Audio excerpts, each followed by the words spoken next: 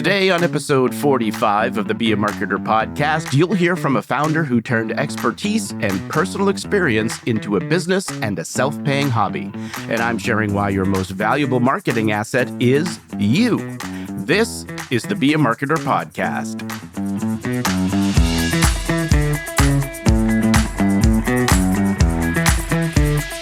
Be a marketer. When you started your business, you probably didn't realize how many hats you'd actually have to wear. All of a sudden, you have to be an owner, you have to be a boss, you have to be the person making sure all the things go, all while making sure you're getting new customers to keep things going. And that means you also have to be a marketer. The good news, you don't have to be a marketer alone. I'm your host, Dave Charest, Director of Small Business Success at Constant Contact, and I help small business owners like you make sense of online marketing. And on this podcast, we'll explore how to find the time to be a marketer. No jargon, no hype, just real stories to inspire you and practical advice you can act on. So, remember, friend, you can be a marketer, and at Constant Contact, we're here to help. Well, hello, friend, and thanks for joining me for another episode of the Be a Marketer podcast. Question for you. Did you ever wonder why big businesses hire celebrities for their ads? Well, it's because presumably people already know and like those celebrities. And if people like them, their hope is that by association, people will like their brand too. The reality here is that, and you may have heard me say this before, but people like to do business with people they know, like, and trust. Now, don't worry, I'm not going to say that you have to cough up $1 million budget to hire a celebrity. But what if instead you thought about becoming somewhat of a celebrity yourself?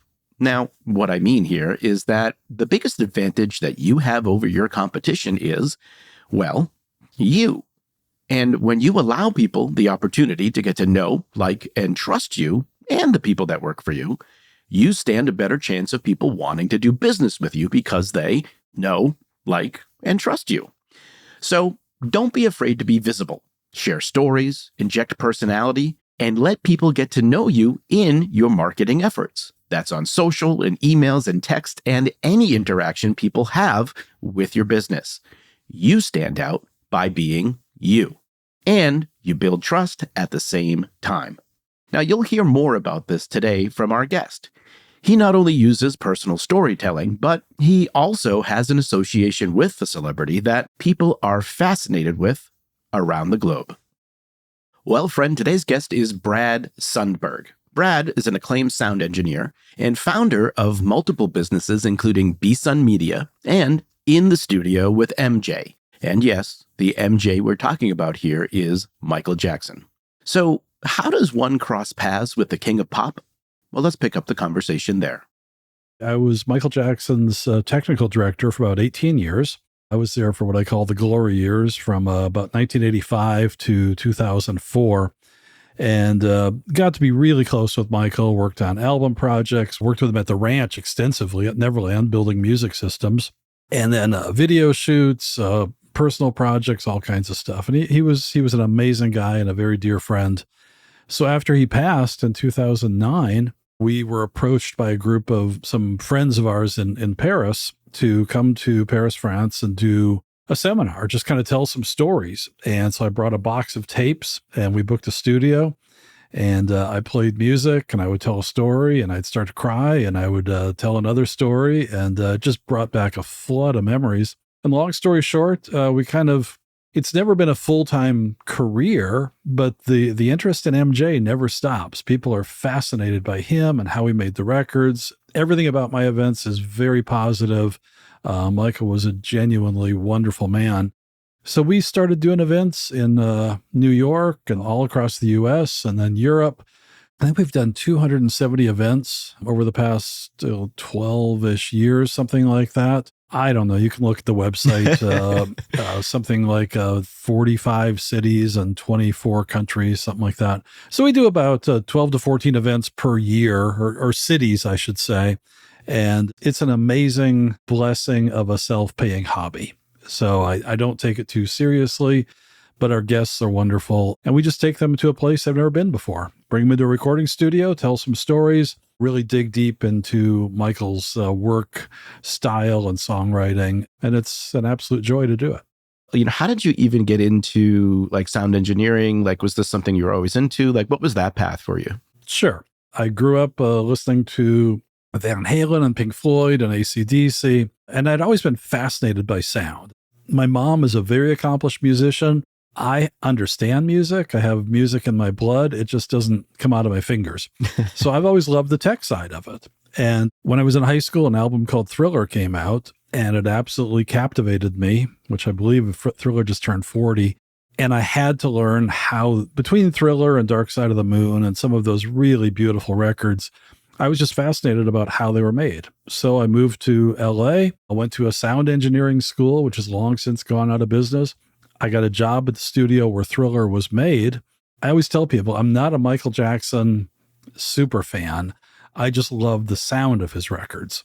And of course, the groove. And I was at Westlake, and I wasn't there probably more than 3 months. And Michael came in and started doing a project called Captain EO. And that's when we first met.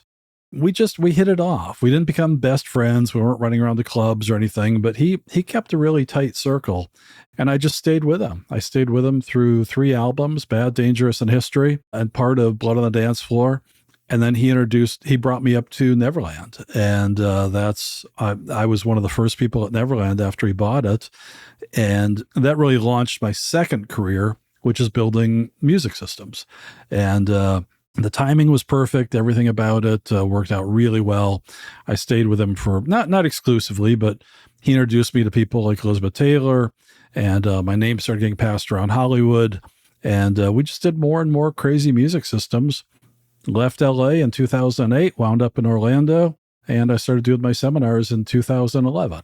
So that's a very quick nutshell of a few decades of work. Yeah, well, so it's interesting, right? How to truncate that all down like that. But I guess the question is, like, was starting a business then, like, leading you into BSUN and all of that? Like, was that something you always thought you'd do, or was that a surprise? Not at all. I'm a terrible business owner. I don't know anything about it. I fell into it backwards, which I think is how a lot of people do it. No, I wanted to work in recording studios my whole life. There's a whole long story about Napster and how the industry it wasn't just Napster. There were a lot of factors, but the industry changed. And it was a good time for me to make a pivot, as they say. And so I started, Michael was one of my first clients, which is not a bad first client to have. Not at all. And I didn't even really know what I was doing, but he and Rod Temperton, you may not know that name, but you know his work. He wrote half the Thriller album. Just a wonderful, wonderful man. I built 4 recording studios for Rod all around the world. And I really fell in love with the technology side of it, of being able to, as crazy as it sounds, putting music in trees, putting it on amusement park rides, putting it anywhere you can imagine. And that's how I started BSUN. I had to have a company. I met with my accountant and he said, you have to have an LLC. So I had to get a lawyer and become incorporated. And that's how it started. So I've owned, BSUN for many, many years. So, you mentioned that idea of, you didn't really know what you were doing, right? Particularly in terms of just setting that up. And I think that's a sentiment that many small businesses can relate to, just in terms of like starting the business and doing that. And so I'm wondering, did you have any doubts about starting either of these businesses as it was kind of coming into fruition? It's a good question. I mean, when you're young and dumb, it's just such a good time to do new things. Yeah. When you start something and the phone doesn't ring for a week and you're like, this is it, we're going to be moving into the car. But no, it was never, we never really hit really hard times, but sure. We honestly barely knew, I barely knew what I was doing. I have a wonderful wife who's been supportive through decades and thick and thin. And people did, you have to have some sort of a community of people that kind of believe in you. But no, Michael was a great launching point. And then somebody you may have heard of by the name of Quincy Jones. Quincy became one of my biggest clients. So I had already kind of earned a reputation in the music industry that Brad knows what he's doing. He's an honest guy. So it wasn't, and then your name just gets passed around. I mean, word of mouth is, I know we're here to talk about marketing and constant contact a little bit. Word of mouth is always the best tool. So that was, that really kind of got us off the ground. What is it that you found to be most challenging about running a business? Yeah, I mean, you're juggling balls all the time. Yeah. You know, you've got payroll, you've got, I've got to get this person to pay so I can cover payroll, rent, and insurance, you know, on Friday. So there's always that stress. You know, the most challenging, marketing, when you really have no idea what you're doing. And we did. I mean, we did have a nice launching point to get started with. Marketing, I didn't know. You know, you take an ad out, and there used to be something, Curiosity Circulator or whatever it is, and it's kind of a target marketing thing to neighborhoods. And then, you know, gee, should I take an ad out in the realty thing? And when somebody buys a new house, you know, they see my business card. I don't want to say we tried all of it. You know, sporting events. Am I supposed to support the local football team and take out a quarter page ad? And so we tried all that stuff, and truthfully, with pretty dismal results. Yeah. It just takes one person saying, "Hey, Brad's a good guy." Forgive me if it sounds like I'm name dropping, but you know, then I'm building Will Smith a recording studio. Right. Well, I'm not going to get that through Curiosity Circulator or some Not little, at the local football game, no? Probably not. And I didn't get slapped. So, you know, win-win. So when you think about marketing, then where does that rank then on your list of priorities? So let me fast forward to now. Yeah. Let me fast forward to doing my events.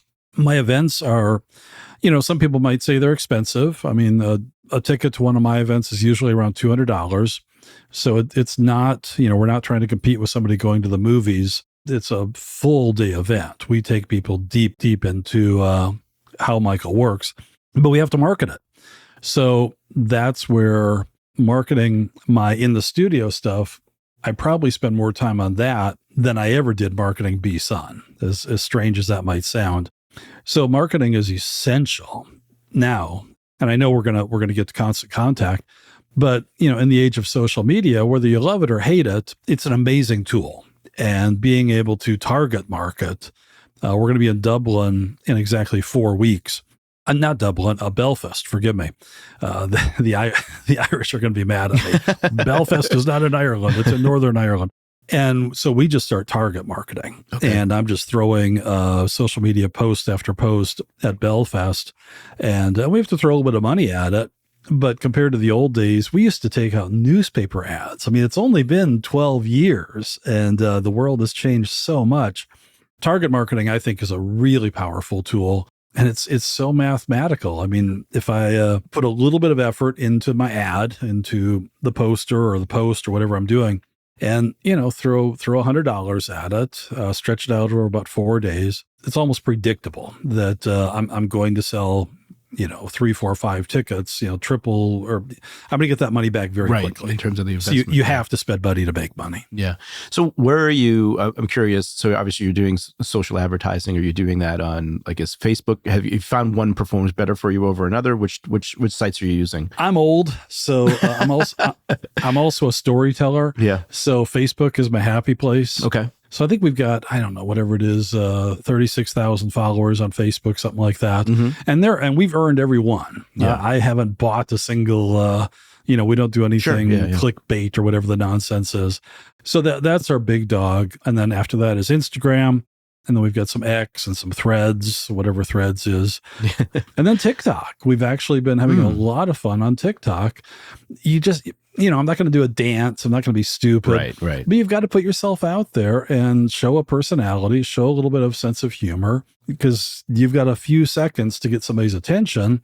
And, you know, not to sound too capitalistic, but, you know, I'm there to get a few dollars out of their pocket into my bank account. Yep. So that's the point.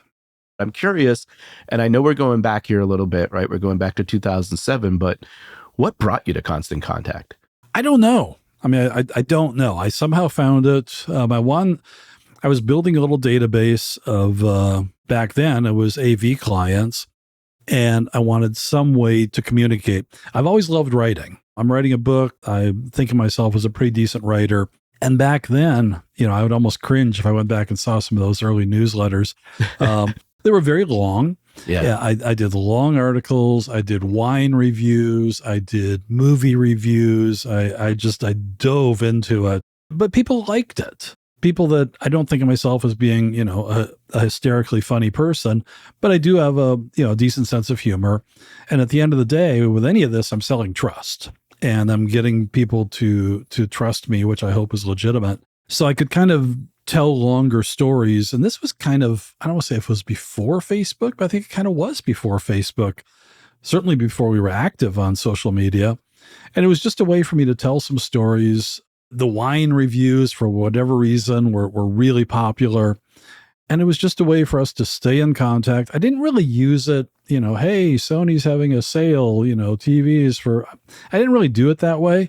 It was more, if I did a really cool system, I might show a couple pictures and share something about that system. But it was just a way for me to, not to make this too obvious, but constantly stay in contact with my clients. So that was a freebie. Yeah, thank you. Thank you very much. We take it. So it's interesting. I think some of the things that you're saying here are really on point, right? It is really, at the end of the day, looking for ways that you can build those relationships with people, right? And a little different from just saying, here, buy this, right? Like that type of thing. And looking at a couple of things that I think you said that are interesting. Like one, I love the storytelling aspect that you're talking about. I mean, I was looking at a couple of your newsletters in preparation for this, and I love the way you were telling a little story that turned into, hey, and by the way, we're doing this event and you can, right?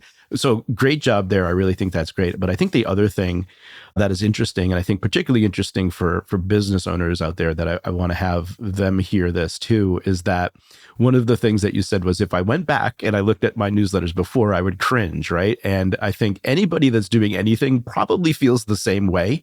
I know I do with like creating content and like doing things like this and creating podcast, like all of that stuff. And it's like, I was talking to someone the other day and it's like, you really have to have this progress over perfection mindset, because that thing that you did worked well for you at that time. At that moment in time, you were doing the best you could do.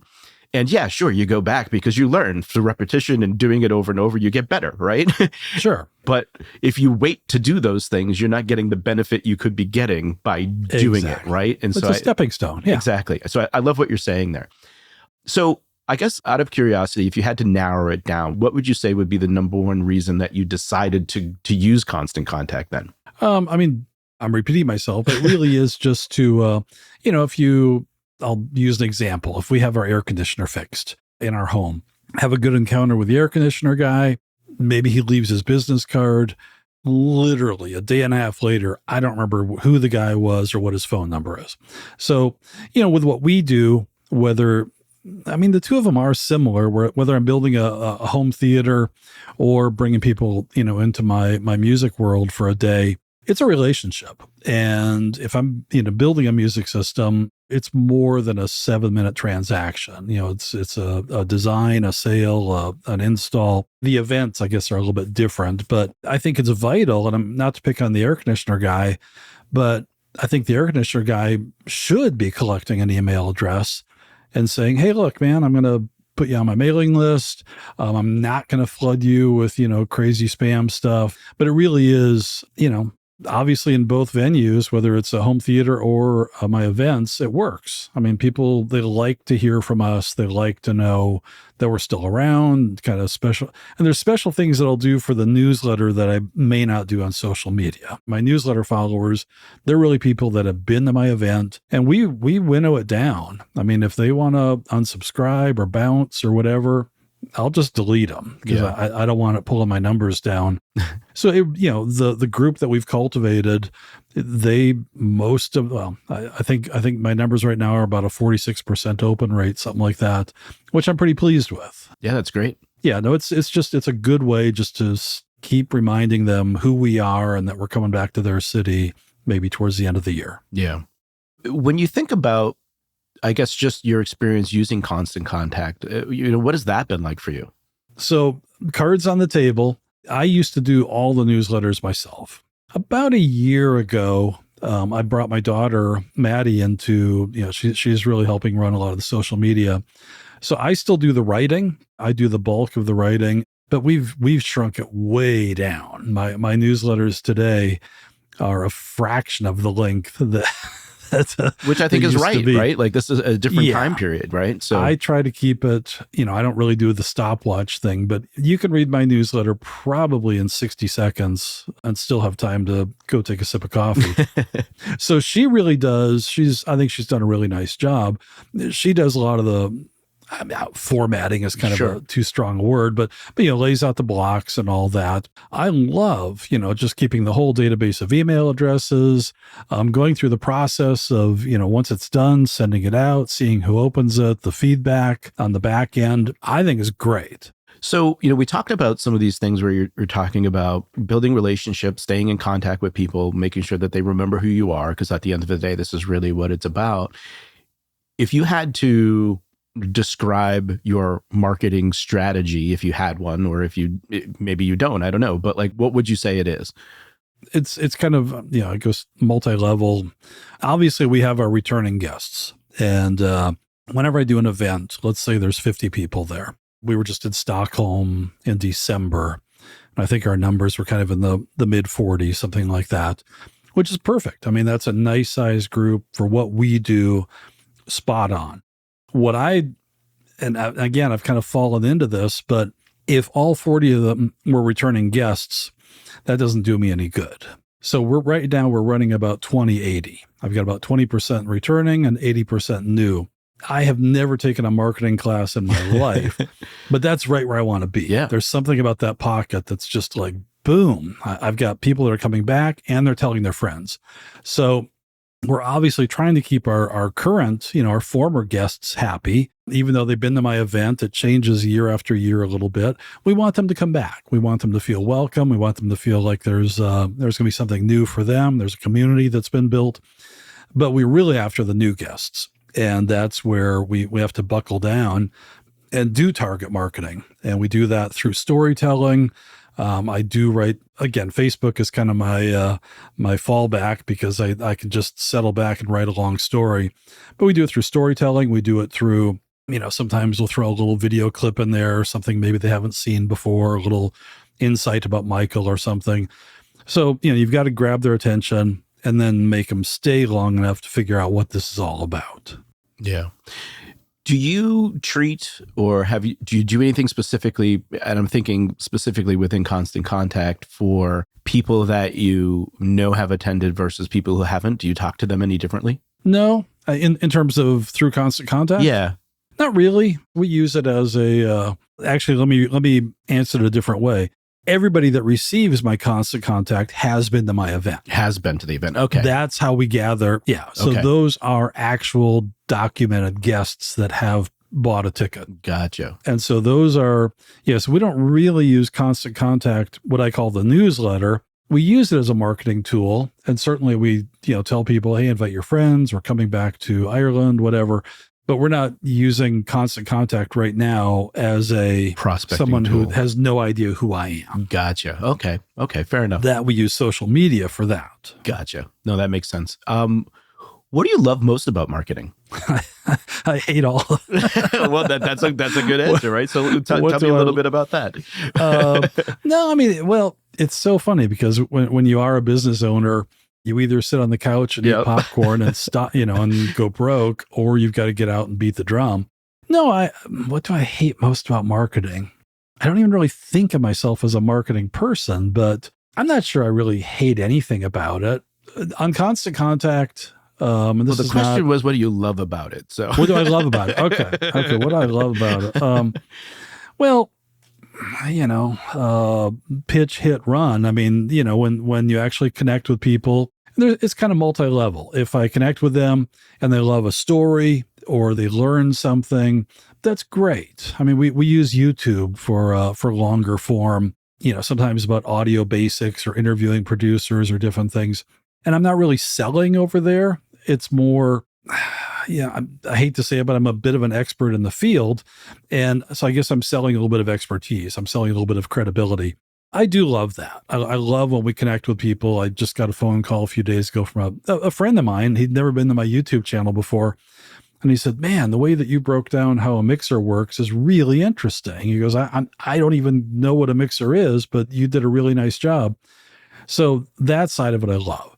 Obviously, if I take an ad out, right now we're doing some target marketing in Tokyo, which is kind of funny because we can't write in Japanese, but you take an ad out and you see ticket sales, all of a sudden the numbers start to go up.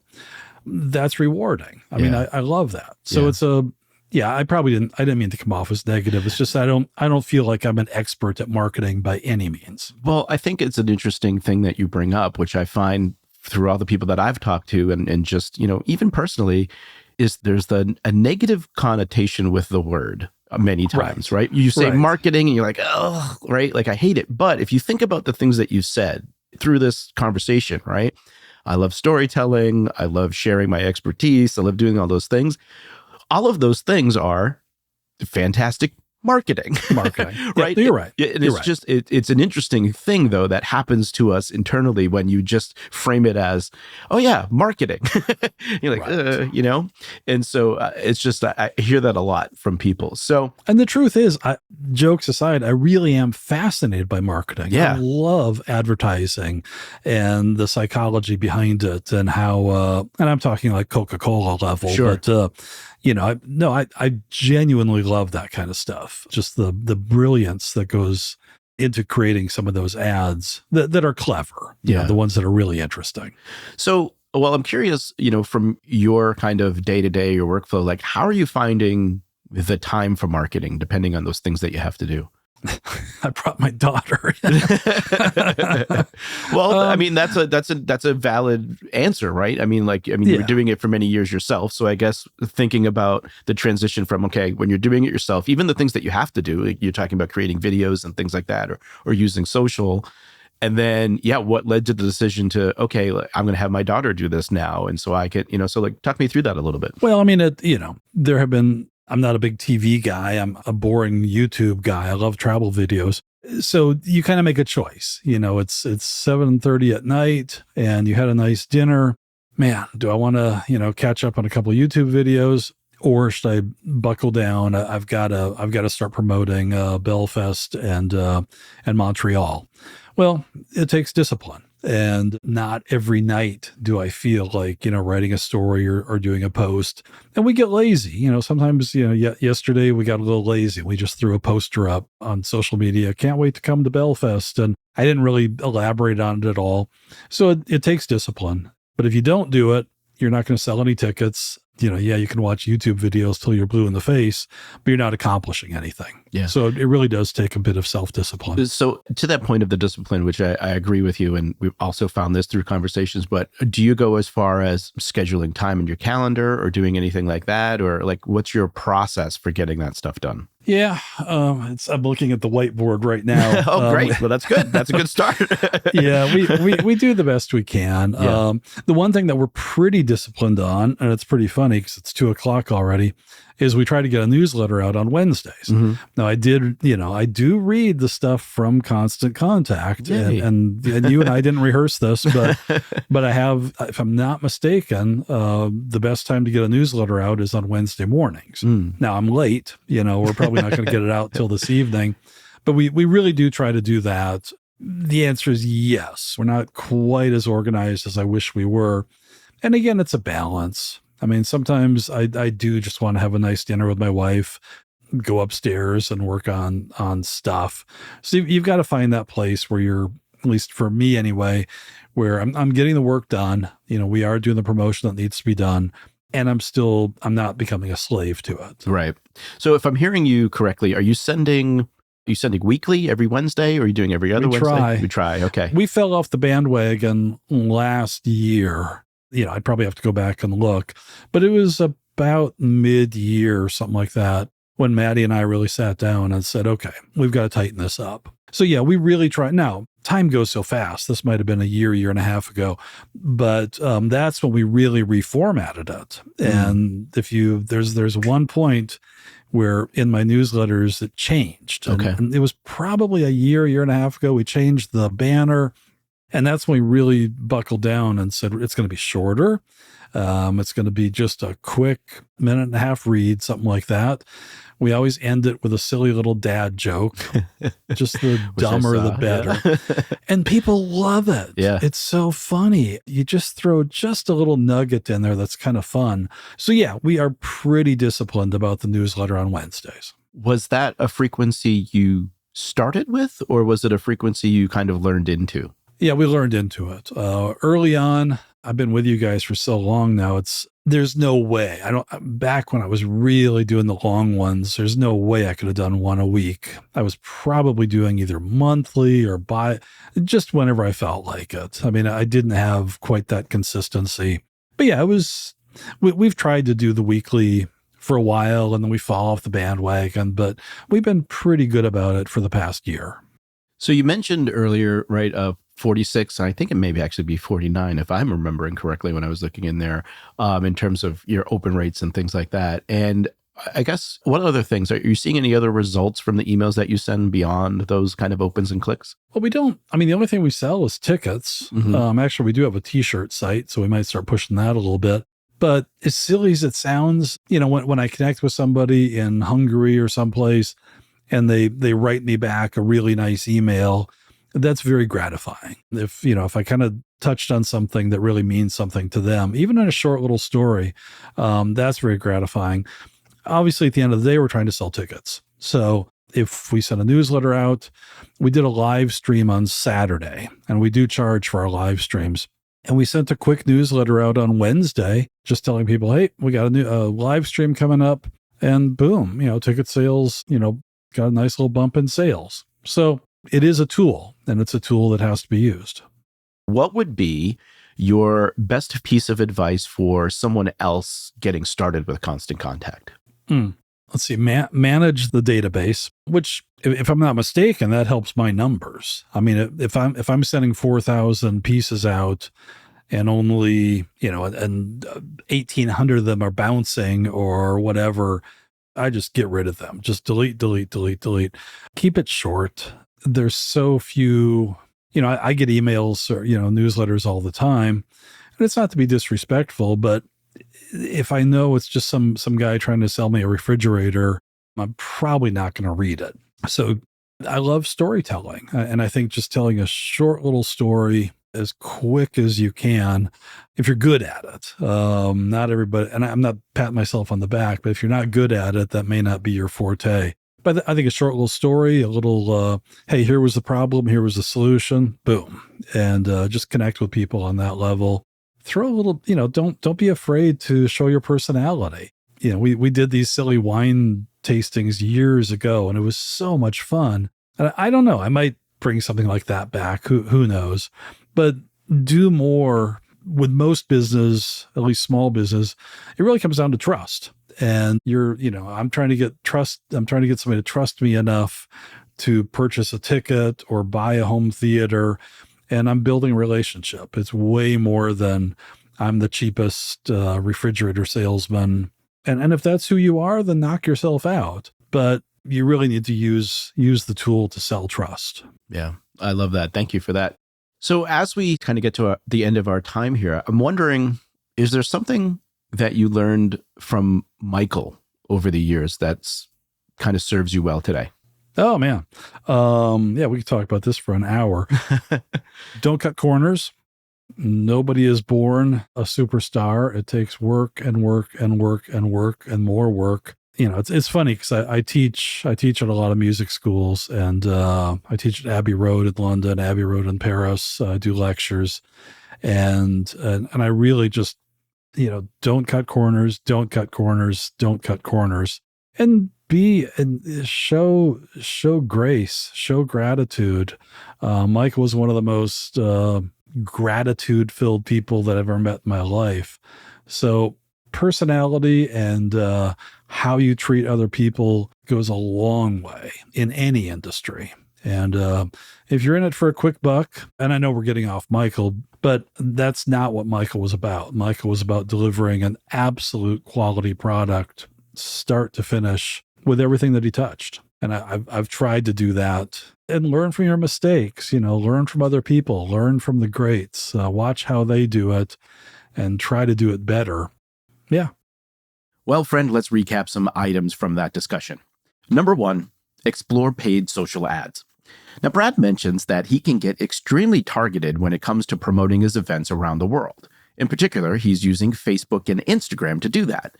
So paid ads on Facebook and Instagram can be really a cost-effective way to generate more sales. So it's worth setting aside a small budget to test with products, services, and events that you already know sell well. You can get started with as little as $100. And good news for you, because you can also run those ads through a simplified dashboard right within your Constant Contact account. Check out the show notes for more details on how to do that. Number 2, put yourself out there. Brad mentions that people only get to know you if you let them. It's your personality, your sense of humor, and the things that make you, you, that capture attention. It may make you uncomfortable at first, but stretching outside your comfort zone pushes you into that place where you just may end up with a few more dollars in your bank account. And lastly, here's a reminder from Michael Jackson via Brad. Nobody is born a superstar. It takes work and work and work and work and more work. Remember, you don't often see the behind-the-scenes sweat and tears that people put into becoming an, I'm using air quotes here, overnight success. It's one small victory at a time. So keep going, my friend. You'll get there. And I'll be here cheering you on. So here's your action item for today. Take a look into running some Facebook and Instagram ads. As I mentioned, you can run those directly from within your Constant Contact account. I'll include some resources for you in the show notes. I hope you enjoyed this episode of the Be a Marketer podcast. If you have questions or feedback, I'd love to hear from you. You can email me directly at dave.charest@constantcontact.com. If you did enjoy today's episode, please take a moment to leave us a review. Your honest feedback will help other small business marketers like yourself find the show. Well, friend, I hope you enjoy the rest of your day and continued success to you and your business.